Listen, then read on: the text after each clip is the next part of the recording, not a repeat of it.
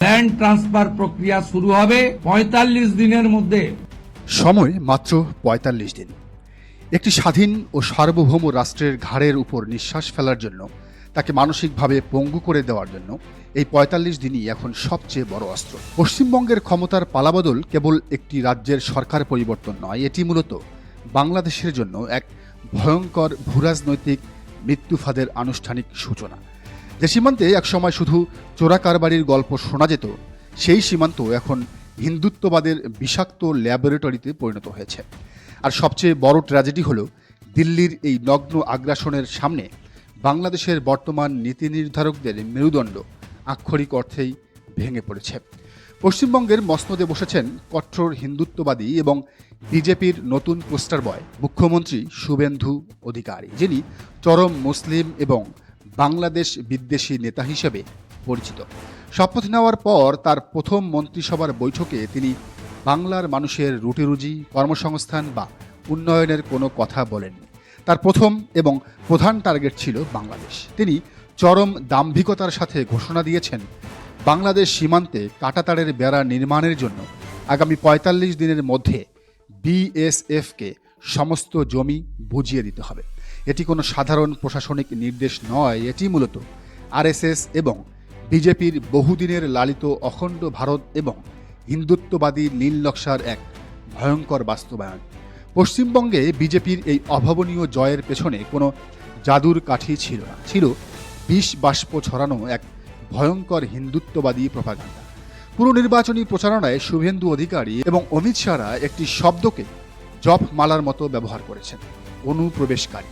এই অনুপ্রবেশকারী শব্দটি মূলত বাংলাদেশের মুসলিমদের লক্ষ্য করে ছড়া এক বিষাক্ত তীর। দীর্ঘদিন ধরে বিজেপি অভিযোগ করে আসছে যে মমতা বন্দ্যোপাধ্যায়ের আমলে পশ্চিমবঙ্গ নাকি বাংলাদেশিদের মিনি বাংলাদেশ হয়ে গেছে। শুভেন্দুর এই ৪৫ দিনের আলটিমেটাম আসলে কোনো নিরাপত্তা কৌশল নয়, এটি তার উগ্র হিন্দুত্ববাদী ভোটারদের দেওয়া রক্তপিপাসু প্রতিশ্রুতির বাস্তবায়ন। ভারতের মোট বাংলাদেশ সীমানার দৈর্ঘ্য প্রায় ৪,০৯৬ কিলোমিটার, যার মধ্যে শুধু পশ্চিমবঙ্গের সাথেই রয়েছে অর্ধেকেরও বেশি, অর্থাৎ ২২১৬ কিলোমিটার। এই বিশাল সীমান্তকে শুভেন্দু এখন হিন্দুত্ববাদের এক দুর্ভেদ্য প্রাচীরে পরিণত করতে চাইছেন। আসামের এনআরসি, নাগরিকত্ব সংশোধন আইন সিএএ এবং এখন পশ্চিমবঙ্গের এই কাঁটাতারের বেড়া, সবকিছুই এক সুতোয় গাঁথা। এর মূল উদ্দেশ্য হল সীমান্তের ওপারে থাকা বাংলাদেশিদের একটি অবাঞ্ছিত, অসভ্য এবং জাতীয় নিরাপত্তার জন্য হুমকি হিসেবে ভারতের সাধারণ মানুষের মগজে ঢুকিয়ে দেওয়া। শুভেন্দু অধিকারী প্রমাণ করতে চাইছেন যে তিনি শুধু বাংলার মুখ্যমন্ত্রী নন, তিনি হিন্দুত্বের সবচেয়ে বড় পাহারাদার। যখন সীমান্তের ওপারে শুভেন্দু অধিকারী এবং দিল্লির শাসকরা বাংলাদেশকে টার্গেট করে এমন আগ্রাসী এবং উস্কানিমূলক পদক্ষেপ নিচ্ছেন, তখন ঢাকা কী করছে? এই প্রশ্নের উত্তর খুঁজতে হলে একরাশ হতাশা আর ক্ষোভ ছাড়া কিছুই পাওয়া যায় না। তারেক রহমানের নেতৃত্বাধীন বর্তমান সরকার এই ইস্যুতে এমন এক নীরবতা এবং নতজানু নীতি গ্রহণ করেছে, যা দেখলে মনে হয় বাংলাদেশ যেন ভারতের কোনো করদ রাজ্য। কূটনৈতিক বিশ্লেষকরা বলছেন, বাংলাদেশ এক চরম কূটনৈতিক দেউলিয়াত্বের মধ্যে দিয়ে যাচ্ছে। ভারত যখন প্রকাশ্যে বাংলাদেশের নাম ব্যবহার করে নিজেদের অভ্যন্তরীণ রাজনীতিতে ঘৃণার চাষাবাদ করছে, তখন ঢাকার তরফ থেকে এর কোনো কড়া এবং মেরুদণ্ডী প্রতিবাদ চোখে পড়ছে না। ভারতের এই একতরফা সিদ্ধান্তের বিরুদ্ধে আন্তর্জাতিক ফোরামে কথা বলা তো দূরের কথা, দ্বিপাক্ষিক টেবিলও ঢাকা আজ চরম অসহায়। এখন এই যে চারদিকে কাঁটাতারের বেড়া দেওয়া হবে এবং পশ্চিমবঙ্গে থাকা মুসলিমদের ধীরে ধীরে বাংলাদেশে পুশ ইন করা হবে, এর প্রতিকার বাংলাদেশ এখনও চায়নি বা এর জন্য প্রয়োজনীয় ব্যবস্থা এখনও গ্রহণ করেনি। অথচ আন্তর্জাতিক সীমান্ত আইন কি বলে? ১৯৭৫ সালের বাংলাদেশ ভারত সীমান্ত চুক্তি অনুযায়ী সীমান্তের শূন্যরেখা বা জিরো লাইন থেকে ১৫০ গজের মধ্যে কোনো ধরনের স্থায়ী অবকাঠামো বা প্রতিরক্ষামূলক বেড়া নির্মাণ করতে হলে দুই দেশের সম্মতি প্রয়োজন। কিন্তু ভারত কি সেই নিয়মের তোয়াক্কা করছে? মোটেও না।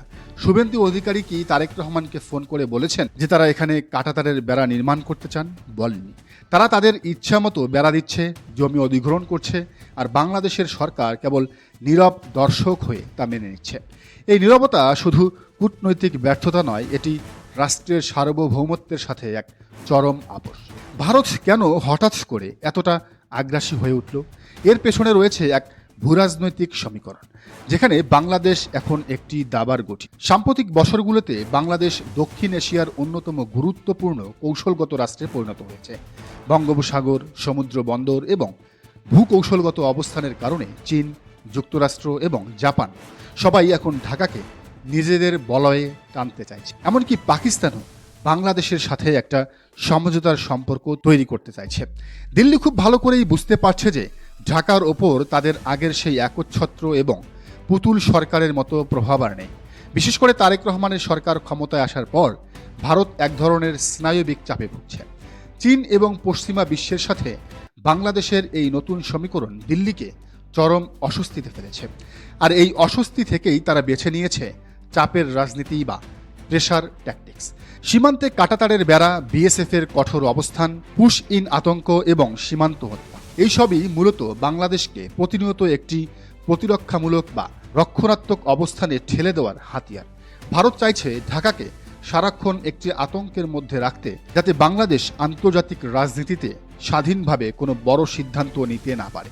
আর সবচেয়ে বড় ট্র্যাজেডি হলো বর্তমান বাংলাদেশ সরকার ভারতের এই সাইকোলজিক্যাল গেম বা মনস্তাত্ত্বিক খেলায় সম্পূর্ণ হেরে যাচ্ছে। যদিও শোনা যাচ্ছে যে তিস্তা মহাপরিকল্পনায় ভারতকে বাদ দিয়ে চীনকে পুরোপুরি সমর্থন দিচ্ছে বাংলাদেশ, তবে এই অবস্থান কতটা সময় ধরে রাখতে পারবেন তারেক রহমানের সরকার, সেটি এখন দেখার বিষয়।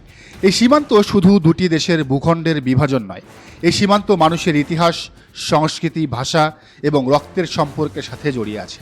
হাজার হাজার গ্রাম এমনভাবে বিভক্ত যে বাড়ির উঠোন বাংলাদেশে আর রান্নাঘর ভারতে। কৃষকের জমি দুই দেশের মধ্যে ভাগ হয়ে আছে। এই ৪৫ দিনের মধ্যে যখন বিএসএফ জমি অধিগ্রহণ করে কাঁটাতারের বেড়া বসানো শুরু করবে, তখন সেই নিরীহ মানুষগুলো কি করবে? লালমনিরহাটের পাটগ্রামে এর আগে যখন বিএসএফ শূন্যরেখা ঘেঁষে কাঁটাতারের কাজ শুরু করেছিল, তখন তৎকালীন বিজিবি সাহসিকতার সাথে বাধা দিয়েছিল। কিন্তু বর্তমান পরিস্থিতিতে শুভেন্দুর এই কড়া নির্দেশের পর বিজিবি কি পারবে আগের মতো সেই প্রতিরোধ গড়তে, নাকি ওপর মহলের চাপে তারা ব্যারাকের ভেতরেই নিজেদের গুটিয়ে রাখবে? বাংলাদেশ সরকার যদি এখনই এই আগ্রাসনের বিরুদ্ধে শক্ত অবস্থান না নেয়, তবে এর পরিণতি হবে ভয়াবহ। প্রথমত, আন্তর্জাতিক পরিমণ্ডলে বাংলাদেশকে একটি অনুপ্রবেশকারীদের দেশ হিসাবে প্রতিষ্ঠিত করার যে ভারতীয় চক্রান্ত, তা সফল হবে। দ্বিতীয়ত, দেশের ভেতরে সরকারের এই নতজানু নীতি সাধারণ মানুষের মনে চরম ক্ষোভের জন্ম দেবে। বাস্তবতা হলো, সীমান্তের এই কাঁটাতার শুধু লোহা বা কংক্রিটের কোনো বেড়া নয়। এই বেড়া হলো শুভেন্দু অধিকারীর হিন্দুত্ববাদী আস্ফালন এবং দিল্লির আধিপত্যবাদের এক নগ্ন প্রতীক। এর প্রতিটি কাঁটায় বিদ্ধ হচ্ছে বাংলাদেশের আত্মমর্যাদা এবং সার্বভৌমত্ব। ঘড়ির কাঁটা টিকটিক করে এগিয়ে যাচ্ছে। ৪৫ দিনের এই ডেডলাইন শুধু বিএসএফের জন্য নয়, এটি তারেক রহমান সরকারের জন্য এক এসিড টেস্ট। ঢাকা কি এই আগ্রাসনের সামনে বরাবরের মতো মাথা নত করে সব মেনে নেবে, নাকি আন্তর্জাতিক আইন এবং সার্বভৌমত্বের প্রশ্ন তুলে ভারতের চোখের দিকে তাকিয়ে কথা বলার সাহস দেখাবে? দর্শক, বিষয়টিকে আপনি কিভাবে দেখছেন জানান মন্তব্যের ঘরে। আর এই চ্যানেলে নতুন হলে অবশ্যই সাবস্ক্রাইব করে বেল আইকনটি বাজিয়ে রাখুন।